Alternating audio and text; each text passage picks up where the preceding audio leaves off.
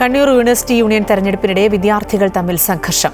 Kasaragod MIC കോളേജിലെ MSF university union councillor സഫ്വാനെ SFI പ്രവർത്തകർ തട്ടിക്കൊണ്ടുപോയി എന്നാരോപിച്ചായിരുന്നു സംഘർഷങ്ങൾ ആരംഭിച്ചത്.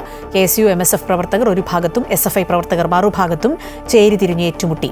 കയ്യേറ്റം പോലീസിനെതിരെയും ഉണ്ടായി. കയ്യിൽ കിട്ടിയ പൂച്ചട്ടികളും വടികളും ഹെൽമറ്റുമൊക്കെയായി പരസ്പരം വലിച്ചെറിഞ്ഞായിരുന്നു ഏറ്റുമുട്ടൽ. പോലീസ് ലാത്തി വീശി ഇരുവിഭാഗത്തെയും മാറ്റാൻ ശ്രമിച്ചെങ്കിലും വിദ്യാർത്ഥികൾ പോലീസിനെയും തള്ളിമാറ്റിയാണ് ആക്രമിച്ചത്.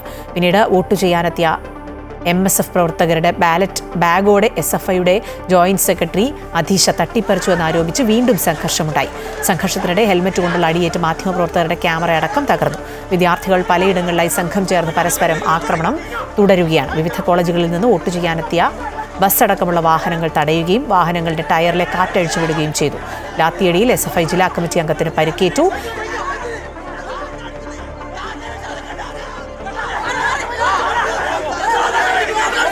സംഘർഷം വരുത്താനുള്ള ശ്രമങ്ങൾ തുടരുകയാണ്.